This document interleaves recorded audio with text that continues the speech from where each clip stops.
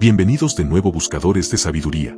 En esta segunda parte de nuestro viaje a través del Kybalión, profundizaremos en los principios herméticos que rigen el universo y exploraremos cómo estos antiguos enseñanzas pueden iluminar nuestro camino en el mundo moderno. Capítulo 3. Transmutación mental.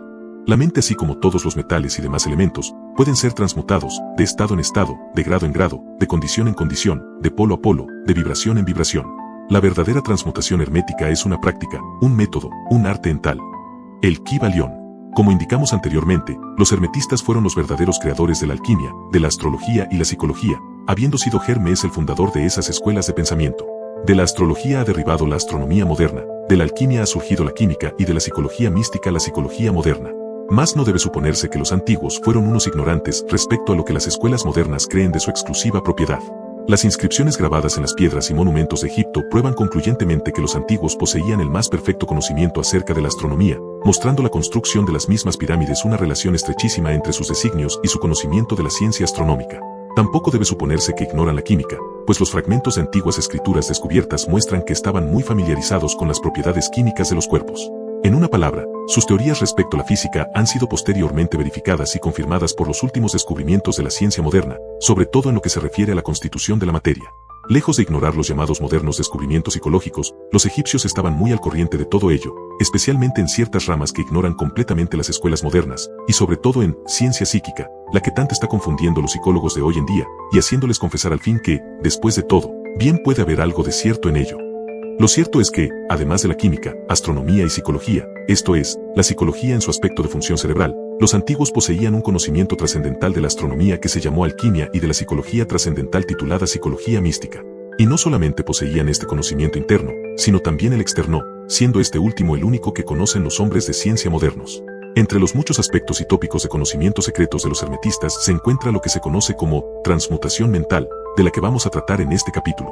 Transmutación es el término generalmente empleado para designar el antiguo arte de transmutar los metales, especialmente los de poco valor, en oro. La palabra transmutar significa cambiar de naturaleza, de sustancia y de forma, convirtiéndose en otra, transformarse en otra cosa, Webster. Y de acuerdo con esa definición, transmutación menta significa el arte de transformar o cambiar los estados, cualidades, formas, condiciones mentales, etc., en otros. Así que podéis ver que la transmutación mental no es otra cosa que una especie de química mental, y si preferís el término, una forma especial práctica de psicología mística. Mas esto tiene un significado muchísimo mayor de lo que parece a simple vista. La transmutación alquímica en el plano mental es tan importante en sus efectos que de ser conocida sería uno de los estudios más importantes para el hombre. Y esto no es más que el principio. Veamos por qué. El primero de los 7 principios herméticos es el de mentalismo, que afirma que el todo es mente, que el universo es mental, lo que significa que la única realidad que se oculta tras todo cuanto existe es mente, y el universo en sí mismo es una creación mental, esto es, existe en la mente del todo. Consideraremos este principio en las sucesivas lecciones, pues ahora vamos a estudiar sus efectos, suponiendo que dicho principio fuera cierto. Si el universo es de naturaleza mental, entonces la transmutación mental debe ser el arte de cambiar o transformar las condiciones del universo, trátese de la materia, de la energía o de la mente. Así que esa transmutación no es otra cosa que la magia, de la que tanto han hablado los escritores antiguos en sus obras místicas, pero acerca de la cual daban tan pocas instrucciones prácticas. Si todo es mental, entonces la posesión del medio que permita transmutar las condiciones mentales debe ser del maestro el dirigente y controlador de las condiciones materiales, así como de las operaciones llamadas mentales. Es muy cierto que nadie, excepto los alquimistas mentales más avanzados, han alcanzado el grado de poder necesario para dominar las condiciones físicas más densas, tales como los elementos de la naturaleza, la producción y cesación de las tempestades, la producción y cesación de terremotos u otros fenómenos físicos de cualquier clase, pero que tales hombres existieron y que existen es una cosa que no duda ningún ocultista, sea de la escuela que sea. Los mejores instructores aseguran a sus estudiantes que los maestros existen, habiendo aquellos tenido algunas experiencias personales que justificaban su creencia. Estos maestros no hacen exhibición pública de sus poderes, sino que, por el contrario, permanecen solitarios para poder así actuar y trabajar mejor en el sendero de la realización. Mencionamos aquí su existencia, meramente para llamar vuestra atención acerca de que sus poderes son enteramente mentales y que operan en el sentido de la más elevada transmutación mental, según el principio del mentalismo del Kybalión, que dice, el universo es una creación mental. Más los estudiantes y hermetistas de los grados inferiores al de maestro, los iniciados e instructores, pueden también actuar y obrar libremente en el plano mental. Todo cuanto llamamos fenómenos psíquicos, influencia mental, mentalismo, etc., son transmutación mental, pues existe un principio único, y nada importa el nombre que se dé a los fenómenos que se produzcan. El que practica la transmutación mental trabaja en ese plano, transformando condiciones y estados mentales en otros, de acuerdo con fórmulas más o menos eficaces. Los varios tratamientos, afirmaciones, autosugestiones, etc., de las escuelas mentalistas no son más que esas mismas fórmulas, muy a menudo imperfectas y empíricas, del arte hermético. La mayoría de los que las practican son unos ignorantes comparados con los antiguos maestros, porque no poseen el conocimiento fundamental sobre la cual está basada esa operación.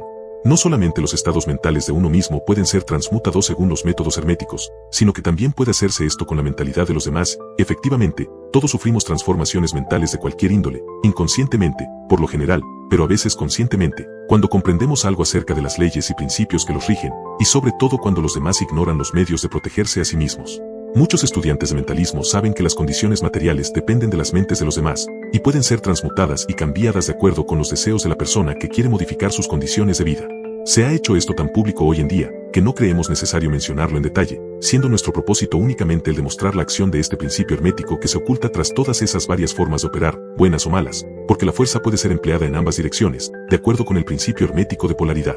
En esta obrita indicaremos los principios básicos en los que se funda la transmutación mental, de tal manera que todos los que la estudien puedan comprender las leyes a que obedecen, y poseyendo así la clave maestra, sean capaces de abrir las muchas puertas del principio de polaridad. Ahora procederemos a considerar el primero de los 7 principios herméticos, el del mentalismo, el que se explica y desarrolla el axioma de que el todo es mental, de que el universo es una creación mental, según las palabras del Kybalión. Este principio debe estudiarse cuidadosamente, porque él es, en realidad, la base de toda la filosofía hermética y del arte hermético de transmutación mental. Capítulo 4. El todo.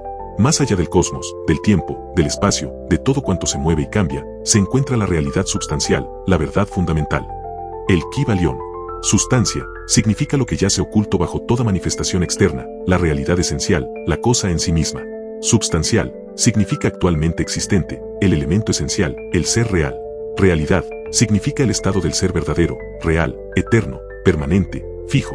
Más allá de toda apariencia externa o manifestación, debe haber siempre una realidad substancial. Esta es la ley. El hombre al considerar y examinar el universo, del cual es una unidad, no ve otra cosa que un cambio continuo en la materia, en las fuerzas en los estados mentales. Ve que nada es realmente, que todo se transforma y cambia. Nada permanece, todo nace, crece, muere. Tan pronto como una cosa ha adquirido su máximo desarrollo empieza a declinar, la ley del ritmo está en constante operación, no hay realidades, nada firme, nada duradero, fijo o substancial, nada permanente, todo es cambio. Todas las cosas surgen y evolucionan de otras cosas. Hay una acción continua que es seguida siempre de su reacción correspondiente, todo fluye y refluye, todo se construye y derrumba, todo es creación y destrucción, vida y muerte. Y si el hombre que tal examen hace y tales cosas ve fuera un pensador, comprendería que todas esas cosas en perpetuo cambio no pueden ser sino simples apariencias externas o manifestaciones de algún poder que se oculta tras ellas, de alguna realidad substancial encerrada en las mismas. Todos los pensadores, de cualquier país o época, se han visto obligados a afirmar la existencia de esta realidad substancial. Todas las filosofías, cualquiera que haya sido su nombre, se han basado en esta idea. Los hombres han dado a esta realidad substancial muchos nombres, algunos la han denominado Dios, otros, divinidad infinita, y eterna energía, materia, etc., pero todos han reconocido su existencia. Es evidente por sí misma. No necesita argumentos. En estas lecciones hemos seguido el ejemplo de algunos de los más grandes pensadores del mundo, antiguos y modernos, los maestros herméticos, y hemos denominado a ese poder que se oculta tras todas las manifestaciones, a esa realidad substancial, por su nombre hermético del todo, cuyo término nos parece es el más amplio de los que puede emplear el hombre. Aceptamos y enseñamos las teorías de los grandes pensadores herméticos, como también las de esas almas iluminadas que han ascendido a planos superiores de existencia. Unos y otros afirman que la naturaleza íntima del todo es incognoscible. Y esto debe ser así efectivamente, pues nadie, excepto el todo mismo, puede comprender su propia naturaleza y su propio ser. Los hermetistas creen y enseñan que el todo en sí mismo es y debe ser incognoscible. Consideran las teorías y especulaciones de los teólogos y metafísicos respecto a la naturaleza íntima del todo como esfuerzos infantiles de mentes mortales para sorprender el secreto del infinito. Todos esos esfuerzos han fracasado siempre, y seguirán fracasando, debido a la naturaleza misma de la tarea. El que especula sobre ello se encuentra perdido en un laberinto de pensamiento sin salida, y si persiste en su intento acaba por perder toda capacidad para razonar sanamente, hasta llegar a serle imposible la vida. Se encontraría en una situación parecida a la de la ardilla, que en la jaula se pone a girar en su rueda, sin moverse del mismo sitio, continuando tan prisionera como antes de haber comenzado. Y aún muchos más presuntuosos son esos que tratan de atribuir al todo la personalidad, cualidades, propiedades, características y atributos de ellos mismos, como si el todo tuviera las emociones, sentimientos y características de los humanos. Y llega hasta atribuirle malas cualidades, como los celos, la susceptibilidad a la alabanza y a la oración, el deseo de que se le ofrende y se le adore y todas esas otras cosas que nos han legado como herencia de los primeros días de la infancia de la humanidad. Tales ideas no le sirven para nada al hombre desarrollado y acaba por dejarlas a un lado. Creemos debe indicar que hacemos una distinción entre la filosofía y la metafísica. Religión significa para nosotros la realización intuitiva de la existencia del todo y de la relación entre uno mismo y él, mientras que la teología significa para nosotros el esfuerzo o los esfuerzos que hace el hombre para atribuirle las propias cualidades, personalidad, características, etc., así como sus teorías, proyectos, deseos y designios, asumiendo el papel del intermediario entre el todo y el pueblo. La filosofía significa para nosotros la especulación que tiende a comprender las cosas cognoscibles y pensables, permítasenos la palabra, en tanto que la metafísica indica la tentativa de inquirir entre las nebulosidades de las regiones de lo incognoscible y de lo impensable, la que, al fin y al cabo, tiene la misma tendencia que la teología. Consecuentemente, la religión y la filosofía significan para nosotros cosas que tienen realidad por sí mismas, en tanto que la teología y la metafísica son algo así como senderos tortuosos y laberínticos, por los que circula la ignorancia, y forman la base más insegura e inestable sobre la que puede apoyarse la mente o el alma del hombre. No insistiremos para que aceptéis estas definiciones, las mencionamos con el único objeto de deslindar nuestra posición. De todas maneras, muy poco hablaremos en estas lecciones de teología y metafísica. Si bien es cierto que la naturaleza esencial del todo es incognoscible, hay, sin embargo, ciertas verdades relacionadas con su existencia que la mente humana se ve obligada a aceptar. El examen de estas constituye un asunto apropiado para la investigación, particularmente por lo que se refiere a lo que el iluminado nos transmite de sus impresiones en los más elevados planos de existencia. Y a esta investigación nos invitamos ahora. Lo que constituye la verdad fundamental, la realidad substancial, está más allá de toda denominación, pero el sabio lo llama el todo. El Kybalión, en su esencia, el todo es incognoscible. El Kybalión, más el dictamen de la razón debe ser recibido hospitalariamente y tratado con respeto. El Kybalión, la razón humana, cuyo dictamen debemos aceptar tanto como lo juzguemos conveniente, nos dice respeto al todo, sin pretender desgarrar el velo de lo incognoscible. 1. El todo debe ser todo lo que realmente es. Nada puede existir fuera del todo, o, de lo contrario, el todo no sería tal. 2. El todo debe ser infinito, porque nada puede existir que defina, limite o ponga restricciones al todo. Debe ser infinito en tiempo, o eterno, debe haber existido siempre, continuamente, pues nada puede haberlo creado jamás, y algo no puede nunca surgir de nada, y si alguna vez no hubiera sido, aunque solo fuera un instante, no podría ser.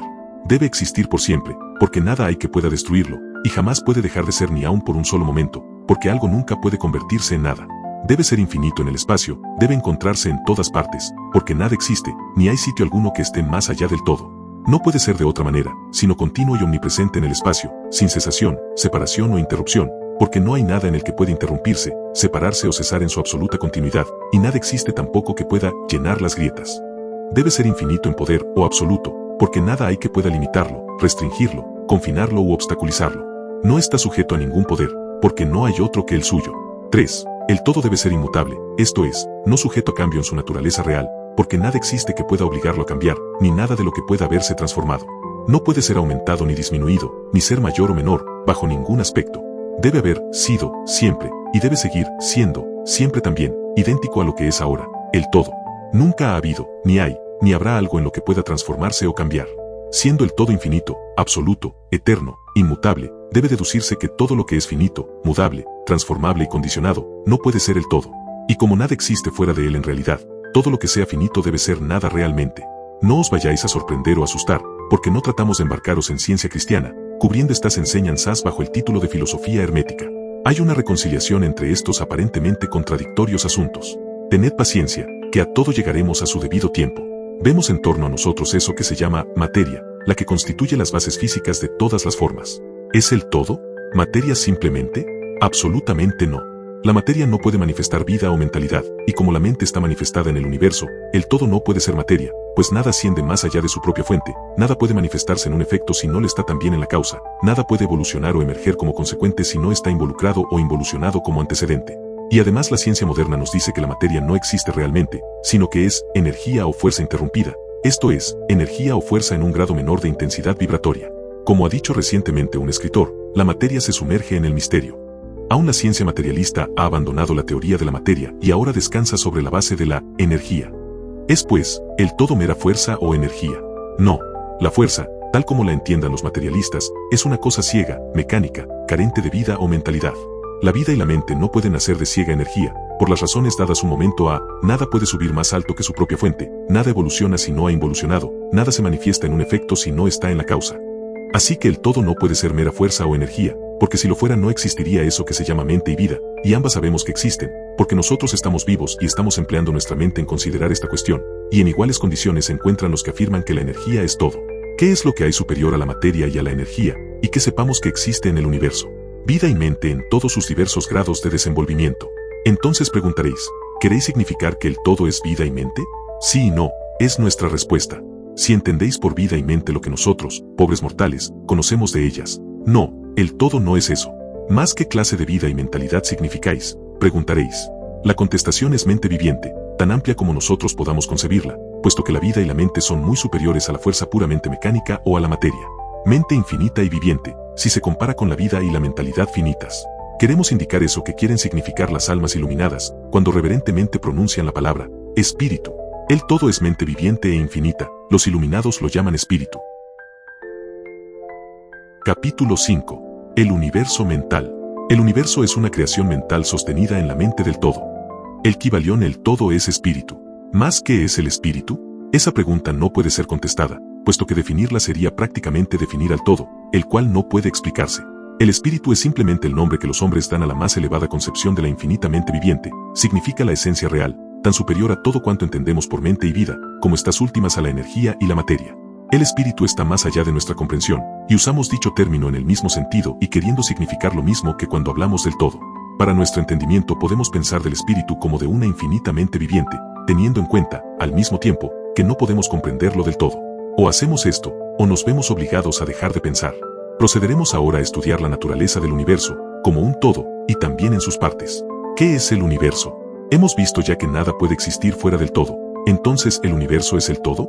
No, no puede serlo, porque el universo parece estar hecho de múltiples unidades, y está en continuo cambio, y de todas maneras, no está de acuerdo con las ideas que nos hemos visto obligados a aceptar respecto al todo, según ya indicamos en nuestra lección anterior.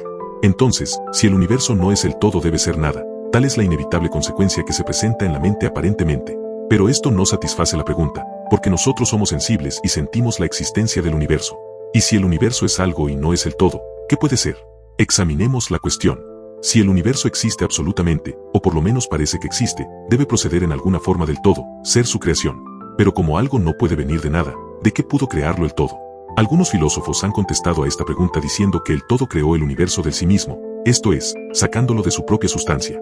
Mas esta respuesta no sirve, puesto que el todo no puede ser aumentado, ni disminuido, ni dividido, según hemos ya visto, y aunque así fuera no podría cada partícula del universo estar segura de ser el todo, puesto que éste no puede perder el conocimiento de sí mismo, ni convertirse en un átomo o fuerza ciega o un ser viviente inferior.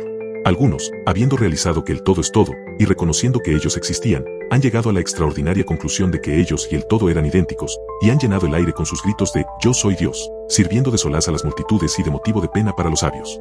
Si el átomo gritara «Yo soy hombre», todavía sería modesto en comparación. Pero ¿qué es, en realidad, el universo, si no es el todo ni ha sido creado por él separándolo de su propia sustancia? ¿Qué otra cosa debe ser? O, mejor preguntado, ¿de qué otra cosa puede haberlo hecho? Esta es la gran cuestión. Nos encontramos con que el principio de correspondencia, véase el capítulo 1, viene en nuestra ayuda. El antiguo axioma hermético, como es arriba es abajo, puede ser empleado ahora para iluminar este punto. Tratemos, pues, de comprender algo de lo que pasa en los planos superiores, examinando lo que pasa en el nuestro propio. El principio de correspondencia puede aplicarse a esto lo mismo que a cualquier otro problema. Veamos. En su propio plano de existencia, ¿cómo crea el hombre? Primero, puede crear haciendo o construyendo algo con los materiales que el mundo externo le brinda. Mas esto no nos sirve, porque fuera del todo no existen materiales de ninguna clase con los que él pueda crear. En segundo lugar, el hombre puede crear por medio de la fecundación, que no es más que su multiplicación, acompañada por la transferencia de una parte de su propia sustancia a la matriz de la madre.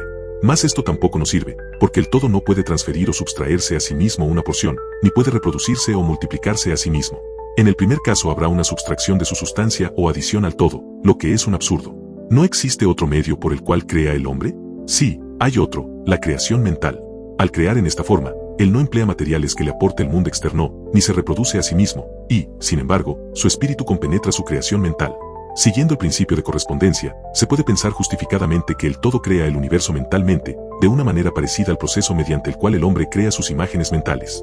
Y he aquí que en esta descripción coinciden tanto el dictamen dado por la razón como el de las almas iluminadas, según se puede encontrar en sus escritos o en sus enseñanzas. Tales son las doctrinas de los sabios.